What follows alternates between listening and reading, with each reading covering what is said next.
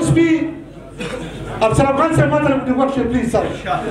یو دوه سپي په کوټه باندې پراته وو، یو غټ سپی او یو وړوکی سپی و. دا سپي چې داسې غرمو ته تاوده شي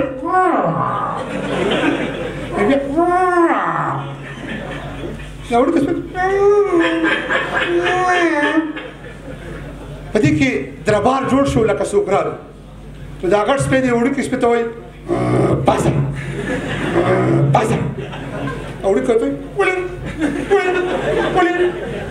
دا غټ ته وایي چې وګورئ چې څوک دی، وګورئ چې څوک دی. دی ورته وایي چې بده بده بده. دا سپی چې وړوکی ورغلی خو چې کتلي دي نو بخښنه غواړم پولیس را روان وو. نو دی ورته وایي چې پولیس دی پولیس دی. دی ورته وایي راځه دی راځه دی خپل دی راځه دی خپل دی راځه دی خپل دی راځه دی. زما یو مشهور ایټم دی، هغه ملګري وایي هر سړی راته وایي چې یاره مداري والا زه یې نن ته کلاریږم نن ته کلاریږم خو نه شم کلاریدی.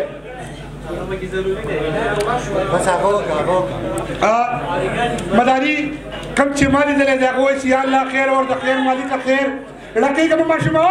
رقیقم و یا اللہ خیر اور دا خیر مالکا خیر وی دا کل جان مالکا تعالی تعالی تمولائی تمولائی تا پیدا کلو کلستوری چی پشپک ممتا گوری وی دا سپو مزق نمر تا پیدا کلو منور شاگردہ زان تیار کا اس پا مارا و نرور جنگو مارا و نرور دخائیو گورے جی یو خبر کوم یو آتا کوم ملت تا کوم زانی تا کوم اوہو مرشبا مڑکی گا لاس پوا کین بجا گورے جی اس وارے یو خبر کوم خیال کوئی اسی نا چی کیل تماشا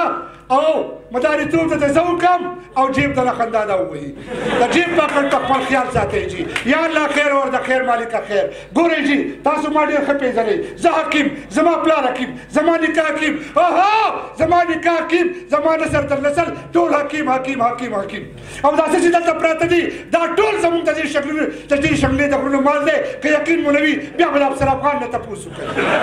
دا ټول ګورئ جی دا څه دي جی دې ته څه وایي دې ته وایي مامیخ دې ته څه وایي پترلاخ دې ته څه وایي دې ته وایي جرلرګی دا څه دی دې ته وایي څښه وجه دا څه دی دې ته وایي پاکه وجه او دا څه دی اوهو دې ته وایي انجه انجه سره لپاره کار ورکوي انتهایي په معذرت ته سره ویم چې کومه نکان نن سبا د پابجي نه کلاریږي مور پلار ورته انجه لګوي ګورئ جي دا بل څه دی دې ته وایي توکپې کوپسي توکپې کوبایسي مولایټي او دا څه دی دې ته وایي زعفران اوهو زعفران سره لپاره کار ورکوي اوس مو پوه کوم ګورئ جي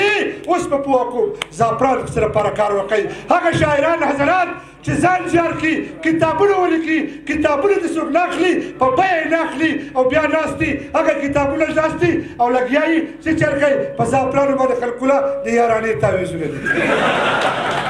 دا بل څه دی دې ته وایي اوسکې کوپرې جوارې او دا څه دی دې ته څه وایي اوهو دې ته وایي لاچي چې څوک زیاتې چغې وباسي یو دړی لاچي ور د شپې ورکوه هغه به ټیک کېږي دا څه دی دې ته وایي بادام بادام سره پاره کار کوي اوهو چې کم ماشوم کم هلک کم کارجوالا هغه د شاعرانو خبره نه اوري هغه ته په سر باندې دړی بادام تړی دا ټول نه والا یو شټو کې ته کس کا تیل ترې وباسه تیل دې ته وویستل څه لپاره کار ورکوي اوس دې پوه کوم اوهو اوس ته ویم کله به شوه لکېږي به نو ګورئ جي واوره اوهو خوله به وازه وازه نه کوې اوس ته ویم دا ټول نه والا یو شټو کې کس کا تیل دې کس دې کړل تیل دې راوباسه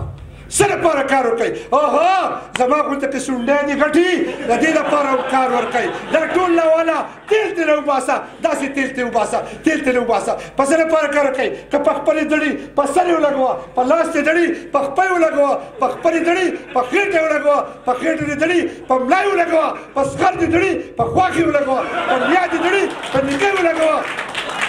پال پریز نور رسم نشته صرف اور صرف د شاعرانو نه بځایه شاعران نه بځان ساتي یو کس